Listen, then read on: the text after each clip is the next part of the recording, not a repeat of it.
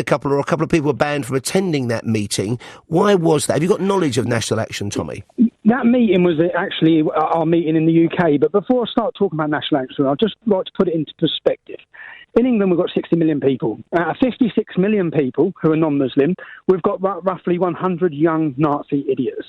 Out of 3 to 4 million Muslims, we've got 4,000 on a 24-hour day, 7-day watch, 7 days a week counter-terror watch because they're planning terrorism. That costs us £9 billion a year. The majority of Muslims arrested in the UK are British-born. If we just look at the last 10 years, 158 from Algeria, 148 from Pakistan, 126 from Iraq, 77 from Afghanistan, 65 from Iran, 60 from India, 59 from Somalia, 55 from Turkey. You can see where I'm going. Now, when we're talking about the rise of the far right, I think it does need to be put into perspective. We've seen 6 Muslims arrested this morning on terrorism offences. We've seen over 100 terror plots against the UK.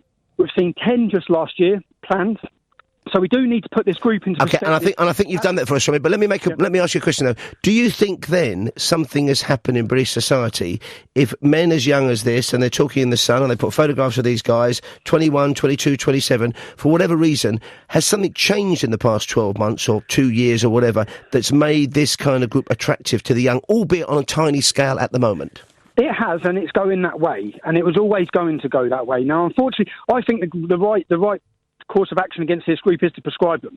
I think that if you look at Al Mujahideen, who are extremist terrorist who are now labelled a terrorist organisation, that's how anyone knows who I am, because I found myself tackling this group in Luton. If they were prescribed 20, 30 years ago when they first started in my town, 60% of their ex-members are now in jail for terrorism.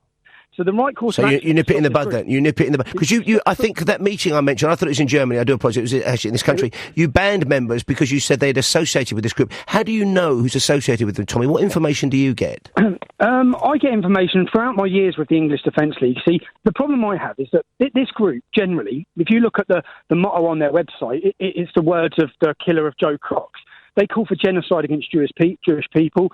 This is a genuine far-right group. The problem we have in the UK is what the media have done, what politicians have done, is they've labelled anybody that dares to talk any negative aspects or highlight criticism of Islam is labelled at the same level as these groups, which is completely wrong, and it's not constructive to solving these problems, because you have many people like myself and all the members of the organisation I used to lead, who are completely opposed to this backwardness, completely opposed to this fascism. But it does seem to, even the EDL, and I've been to a couple of your meetings, I've seen demonstrations, the EDL also seemed to attract people who may have moved on to National Action because they regarded it, they were obviously wrong from what you're saying, but they regarded your organisation, then the EDL, as a far-right group, an extremist group itself. Well, the problem was, when I was the whole time I was leading the English Defence League, the Metropolitan Police Force have a unit called the National Extremism Unit. Now, they categorise organisations like this. So the National Action will be categorised as a far-right extremist organisation. The English Defence League was always categorised by the police as centre. Not left, not right, centre. But that didn't help with us, because what the media would tell them, whilst the media is telling everyone this is a Nazi organisation, which it wasn't, you then attract these young people. And the problem that I've seen, which frustrates me, is I've seen some young kids who I remember who joined the English Defence League, 16 years old. I remember speaking to them, I remember meeting them. Nice kids with good agendas. I've then seen, since I left the English Defence League, I've then seen their progression going further right. I've then seen them standing having photographs of themselves doing Nazi salutes. Now, that comes from when you've got organisations that are now left who are being branded as far-right, when you've got these groups who have got no real strong leadership. They've got no one telling them. If you dig up every demonstration and every speech we give, we were saying it's not violence. We don't want violence. This isn't the answer. Yeah, we can solve this through democratic process. That's what we used to say. Even though the media will be telling everyone that's not what we're saying or doing, they're then left susceptible as young, angry young individuals in Britain. And what winds me up is, see, with this National Action, their leadership are all middle class, which frustrates me, because a lot of these young working class angry children who are angry, and they're justified angry, and if the government want to solve these problems, if they want to stop this, then I think they should take action against National Action, but they also need to address some of the issues.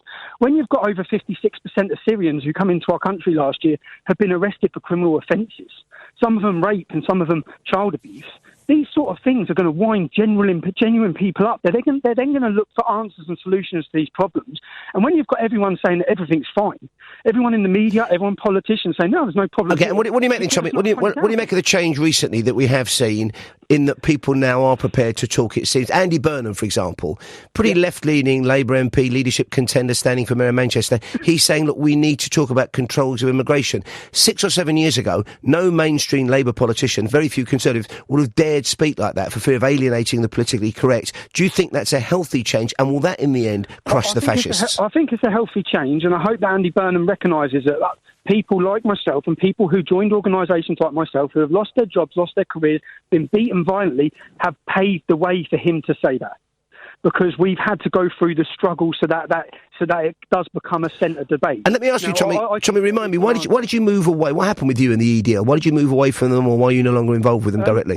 To be honest, I was fed up with, you see, idiots like some of these idiots. I was fed up constantly trying to battle them. So what I was sending you last night. There's many videos and many of the demonstrations and many of the threats against me were from these people on the far right, who are real far right. I'm seen as a race traitor because I don't see the problem. I don't see white people as superior to non-white people, which is basically what these people base their movement on. But I see, but this is an inevitable outcome in the UK. These groups will grow. We will see terrorism on the other side as well. That will come. That will happen because this problem's only going to get worse. Once we realise that we're just at the start, once we all accept we're just at the start of what's going to happen, this problem's going to multiply. It's pretty depressing reality, but that's where we're going. In fact, the reality you've outlined, if indeed that were to come to pass, and let's hope and pray it doesn't, Tommy, is absolutely terrifying. Thank you for your time this morning. Tommy Robinson there, political activist, as you heard, former leader of the EDL, the English Defence League, author of Enemy of the State, talking to me, Paul Ross, on Talk Radio.